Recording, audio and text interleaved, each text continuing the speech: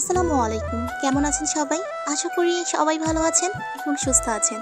আমাদের চ্যানেলে নতুন দর্শক যারা আছেন তারা এখনই আমাদের চ্যানেলটাকে সাবস্ক্রাইব করে পাশে থাকা বেল আইকনে ক্লিক করে দিতে ভুলবেন না।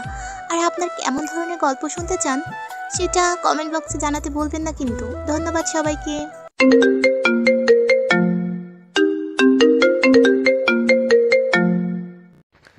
প্রতিদিন ওই মেয়েটাকে এক বাস স্টপে বসে থাকতে দেখি, আর প্রতিদিনের মতো আজ এই ছেলেটা মেয়েটার পাশে দাঁড়িয়ে আছে। মেয়েটাকে যে কেউ একবার মেয়েটার চোখের দিকে তাকালে মেয়েটার প্রেমে পড়ে যাবে। কিন্তু কে এই ছেলেটা? আর মেয়েটার পাশে প্রত্যেকদিন এভাবে দাঁড়িয়ে থাকার কারণ কি? এই মেয়েটাকে প্রথম দেখলাম আমার প্রিয় এক রেস্টুরেন্টে। প্রতিদিনই বাড়ির খাবার খেতে ভালো লাগতো না, তাই অফিসে লাঞ্চ টাইমে আমার কাছের আমার প্রিয় একটা রেস্টুরেন্ট যে লাঞ্চ করার জন্য আমি টেবিলটা বুক করেছিলাম, তার পাশের টেবিলে মেয়েটা একই বসেছিল। 3-4 জন ছেলে বারবার পিছনের দিকে ঘুরে ঘুরে কিছু একটা দেখছে আর কিছু বলছিল, যে কারণে আমি পাশে তাকাতেই দেখি মায়াবী চেহারার অনেক সুন্দরী মেয়ে বসে আছে। প্রথম দেখাতে কাউকে ভালোবেসে ফেলা বলে যে একটা কথা আছে, সেটা আজ আমার সাথে ঘটে গেল। আমার মনে রাজকন্যার সাথে এভাবে যে হঠাৎ দেখা হবে সেটা আমি কখনোই ভাবিনি। আমি আমার চোখটা মেয়েটার থেকে সরাতেই পারছিলাম না। এই জন্য তো বলি, ছেলেগুলো এভাবে পিছনে ঘুরে কি দেখছে, আমার খুব রাগ হলো। ওরা কেন মেয়েটাকে দেখবে? এটা তো শুধু আমি দেখবো, আর কেউ না। ওরা শুধু মেয়েটাকে দেখছিল না, মেয়েটাকে উদ্দেশ্য করে অনেক কথা বলছিল। তাই আমি রেগে গিয়ে ছেলেগুলোকে বলেছিলাম, ভাই, সবাই তো মা বোন আছে, এসব আজবাজে কথা না বললে হয় না? আমার কথায় ছেলেগুলো হেসে হেসে বলছিল, মা বোন আছে বলেই কি সবাইকে মা বোন ভাবা যাবে নাকি? তাহলে বিয়ে কাকে করব? এক পর্যায়ে ছেলেগুলোর সাথে আমার রেস্টুরেন্টে হাতাহাতি শুরু হয়ে গেছিল। পরে লোকজন এসে আমাদের থামায়। এরপর এই মেয়েটাকে আর রেস্টুরেন্টে কোথাও খুঁজে পাইনি। অনেক খুঁজেছিলাম মেয়েটিকে। অবশেষে অফিসে যাওয়ার নতুন রাস্তার বাস স্টপে মেয়েটাকে দেখতে পেলাম। মাল্টিন্যাশনাল কোম্পানিতে বড় একটা চাকরি হয়েছে আমার। চাকরির বয়স 2 বছর হলো। এই বছরে একটা প্রমোশন পেলাম, সাথে অফিসে যাতায়াতের জন্য একটা গাড়ি। প্রতিদিন যে রাস্তা দিয়ে গাড়ি চালিয়ে অফিসে যেতাম, সেই রাস্তাটাই ভেঙে গেছে বৃষ্টির জলের জন্য। পুনরায় রাস্তা করার জন্য কাজ চলছে, তাই এই রাস্তা দিয়ে অফিসে যাওয়া যাবে না। ভালোই হয়েছে, এই রাস্তায় না ভাঙলে আমি এই রাস্তা দিয়ে অফিসে যেতাম না, আর আমার হঠাৎ দেখা হতো না ওই মেয়েটার সাথে। তবে মেয়েটার পাশে এই ছেলেটাকে দাঁড়িয়ে থাকা আমি একদম মেনে নিতে পারছি না। হঠাৎ করে 3 দিন ধরে মেয়েটাকে রাস্তায় বসে থাকতে দেখছি না। কি হলো ওর? কোনো বিপদ আপদ হলো নাকি? আমি তো নামটাও জানি না মেয়েটার। 4 দিন ছেলেটাকে একে দেখলাম দাঁড়িয়ে থাকতে, বাস স্টপে বসে থাকতে। আমি কিছু না ভেবে গাড়িটা সাইডে রেখে ছেলেটাকে জিজ্ঞেস করলাম, তোমার সাথে যে মেয়েটা আসে ওই মেয়েটা কই? অনেকদিন হলো বাস স্টপে আসে না কেন? আরে ভাই, প্রতিদিন যে মেয়েটির পাশে দাঁড়িয়ে থাকেন। হ্যাঁ, নীলিমা আমাকে চেনে। কয়েকদিন যাবৎ ওর ফোনটা বন্ধ পাচ্ছি। ওনার নাম্বারটা আমার দরকার ছিল, আমার ছোট বোনকে ওনার কাছে গান শেখাবো। আচ্ছা ঠিক আছে, আমার অফিসে দেরি হয়ে যাচ্ছে। এখন তো অদিতির নাম্বার আমার কাছে আছে, আমি অদিতির সঙ্গে কথা বলে নেব। ভালো থাকবেন। অফিস থেকে ফিরেই রাতেই অদিতিকে কল দিলাম, কিন্তু কলটা ধরছে না কেন? অন্তত 10 বার কল দেওয়ার পরে ওই পাশ থেকে অদিতির কণ্ঠটা আমার কানে আসলো।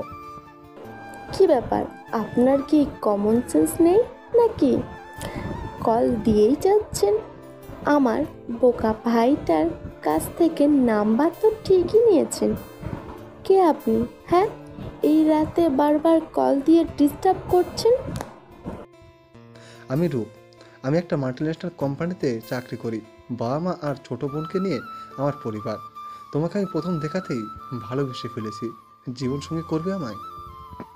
কি জানেন আপনি আমার সম্পর্কে যে আমাকে ভালোবেসে ফেলেছেন? বাজারের সস্তা মেয়ে ভেবেছেন নাকি? ফোন রাখেন আর কখনো আমাকে কল করবেন না। সেটা বলে অদিতি ফোন কেটে দিল। মনটা খারাপ করে দিল মেয়েটা। থাক, ফোন নাম্বার যখন পেয়ে গেছি, আস্তে আস্তে অদিতিকে আমার করে নেব।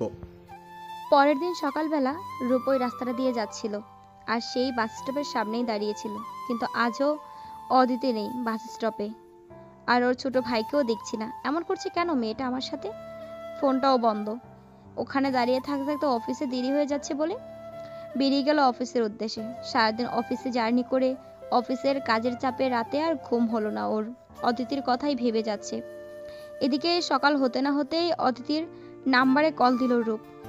এবার তাহলে ফোনটা ঢুকেছে। আপনি আবার কেন আমাকে ফোন করেছেন? অদিতি, বলছি না ভালোবাসি তোমায়। ভালোবাসেন? আচ্ছা, কাল তাহলে বিকেল 5টার সময় বাস স্টপের পাশে পার্কটাতে চলে আসবেন। রূপ তো খুশিতে আত্মহারা হয়ে গেছে। রূপ শুধু অপেক্ষা করে যাচ্ছে, কাল বিকেল 5টা বাজার অপেক্ষা করছে, যা আর পার হচ্ছে না। কিন্তু সে কি এখানেও ওর ছোট ভাইকে নিয়ে আসবে? মেয়েটা রোমান্টিক বোঝে না। যাক, পরে আমি সব বুঝিয়ে দেব। আপনি এসেছেন? কই, আমার সামনে এসে দাঁড়ান তো, না হলে তো আপনি আমার কোনো কথা শুনতে পারবেন না। আমি যে অন্ধ। আপনি কোথায় দাঁড়িয়ে আছেন সেটা আমি বুঝতে পারছি না। তুমি চোখে দেখতে পাও না? এবার আপনার ভালোবাসা আমার জন্য থাকবে না। হ্যাঁ, অন্ধ, চোখে দেখতে পাই না, তবে আমি জন্ম থেকে অন্ধ নই। 6 মাস আগে রাস্তা পার হতে গিয়ে একটা বাইকের সাথে ধাক্কায় চোখে প্রচণ্ড আঘাত পাই। ডাক্তার বলেছে অপারেশন করলে চোখ ঠিক হয়ে যাবে, কিন্তু অপারেশন করতে অনেক টাকা লাগবে। এত টাকা আমি কোথায় পাবো? মা ঘরে প্যারালাইজড হয়ে পড়ে আছে। বাবা অনেক আগেই মারা গেছে। ছোট ভাইয়ের পড়াশুনো, মায়ের চিকিৎসা, আমার গানের স্কুলে টাকা দিয়ে টেনে টুনে সারা মাস চলে। আমি অন্ধ হয়ে জীবন পার করতে চাই। মিথ্যে ভালোবাসার বাঁধনে আমাকে জড়াতে আসবেন না প্লিজ। এভাবে বলছো কেন অদিতি? তোমার চোখের চিকিৎসা আমি করাবো। আমি তোমাকে নতুন করে পৃথিবীর আলো দেখাবো। তুমি শুধু আমাকে কথা দাও, আমাকে ভালোবাসবে, বিয়ে করবে। অদিতি রূপের কথাগুলো শুনে শুধু কেঁদেই যাচ্ছে। এভাবে কেটে গেল অনেকটা দিন। তার মধ্যে ওদের ভালোবাসাটাও আগের থেকে অনেক মজবুত হয়েছে। আমার সেভিংস করা কিছু টাকা আছে, সেটা দিয়ে অদিতি চোখের অপারেশন করাবো। কোনো সমস্যা নেই, অপারেশন করলে পেশেন্ট আবার দেখতে পারবে। বাবা মাকে না জানিয়ে অদিতির চোখের অপারেশন করেই ফেললাম। 3 দিন পর অদিতির চোখের অপারেশন হয়েছে। আজ অদিতি চোখের ব্যান্ডেজ খোলা হবে। আজকে আমার খুব আনন্দ হচ্ছে, কারণ অদিতি আজ আমাকে প্রথম দেখবে। আমি হসপিটালে পৌঁছে গেলাম। আমার হাত পা কাঁপছে, কী হবে কিছুই বুঝতে পারছি না। ডাক্তার তো বলল অপারেশন ভালো হয়েছে। ডাক্তারবাবু আমাকে ডাকলো অদিতির কেবিনে। আমি অদিতির ভাই দুজনের দাঁড়িয়ে আছি অদিতির সামনে। ডাক্তারবাবু চোখের ব্যান্ডেজটা আস্তে আস্তে খুলছে, তো তাই আমার টেনশনটা বাড়ছে যে অদিতি আমাকে প্রথম দেখবে। এদিকে অদিতি প্রচণ্ড টেনশনে আছে। আজ প্রথম তার ভালোবাসার মানুষকে নিজের চোখে দেখবে। জানে যে মানুষটা তার বিপদের সময় পালিয়ে যায়নি। সে মানুষটা কতটা ভালো হতে পারে, কিন্তু প্রথম দেখা তো। অনেকটা আশা নিয়ে দাঁড়িয়ে আছে। যখন অদিতির ব্যান্ডেজটা খোলা হলো, অদিতির চোখের সামনে তার ভাইকে দেখলো। দেখে অনেকটা আনন্দ পেল। কতদিন পর ওর ভাইকে দেখছে।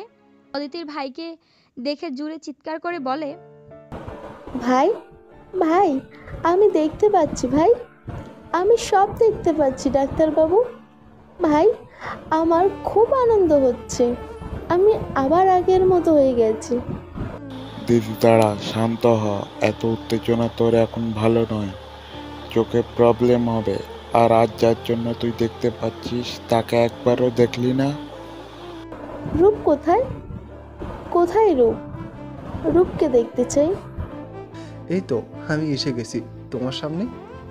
অদিতি আস্তে আস্তে সামনের দিকে তাকিয়ে দেখলো ওর রূপ দাঁড়িয়ে আছে ওর ভালোবাসার মানুষের হাতে একটা গাঁদা ফুল নিয়ে।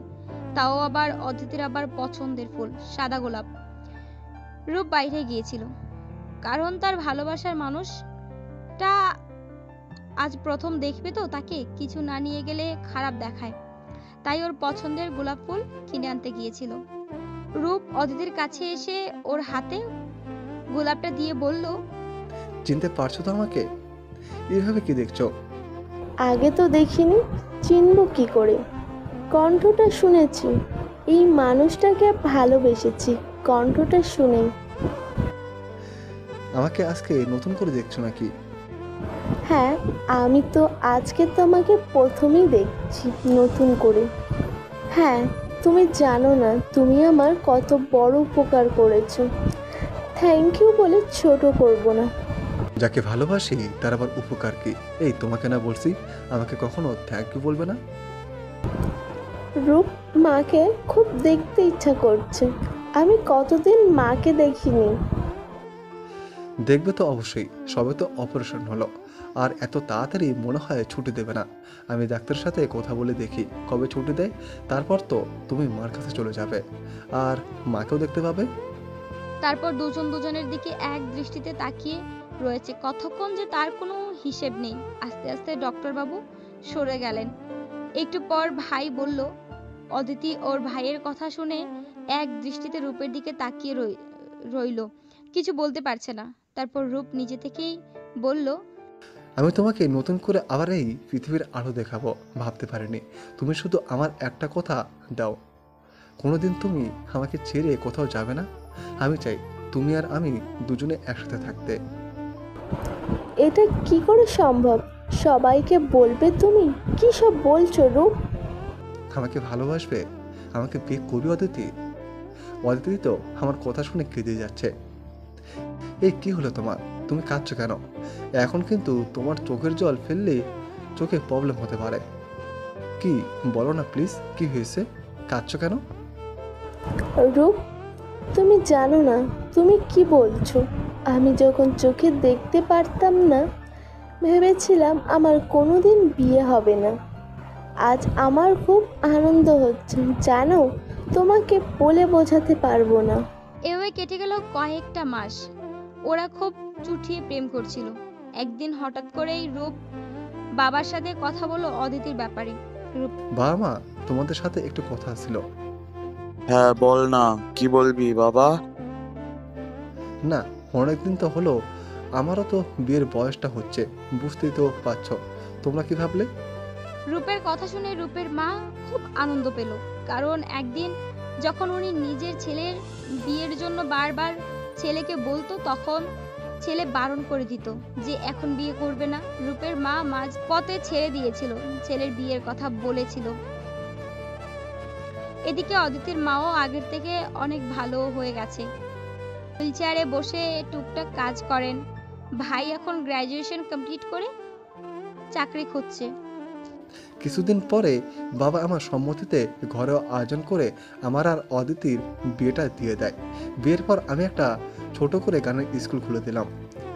অদিতি ওর মা ভাইকে আলাদা রাখার কথা বলেছিল, কিন্তু আমি বললাম থাকলে আমরা একসাথে থাকবো, আমাদের বাড়ি তো খালি থাকবে। তুমি তো জানো আমাদের বাড়ি খালি থাকবে বলেই বাবা মা বোন কেউ আমার এখানে এসে থাকতে রাজি হয়নি। বাবা বলেছিল শাশুড়ি মা আর মায়ের মধ্যে কোনো পার্থক্য নেই, ওরা এখন আমাদের পরিবারের সদস্য। মাঝে মধ্যে যাব তোমাদের ওখানে, গিয়ে তোমাদের দেখে আসবো। আর তোমার রিটায়ার্ড হলে তো বাড়িতে চলে আসতে হবে, তাই আমি আর বাবাকে এই নিয়ে জোর করিনি। হঠাৎ দেখা সেই মেয়েটি এখন আমার ঘরের বউ, যাকে নিয়ে আমি সুখী সংসার করছি। অদিতি বাসরাতে আমি শুধু বলেছিল, তোমার মতো জীবনসঙ্গী পেয়ে আমি ধন্য। হঠাৎ দেখা না হলে তুমি আমার জীবনে আর আমি তোমার জীবনে হয়তো বা আসতে পারতাম না।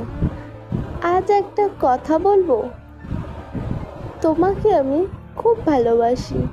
I love you Roop, I love you, যেটা আমি কোনো দিন তোমাকে বলতে পারিনি। I love you too Aditi.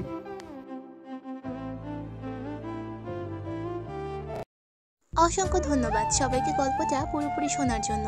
আমাদের চ্যানেলে নতুন হয়ে থাকলে সাবস্ক্রাইব করবেন, গল্পটা যত বেশি পারবেন শেয়ার করবেন, আর লাইক কমেন্ট করে আপনার মূল্যবান মতামত জানাতে ভুলবেন না। ধন্যবাদ সবাইকে, ভালো থাকবেন, সুস্থ থাকবেন। আল্লাহ হাফেজ, গুড নাইট এভরিওয়ান।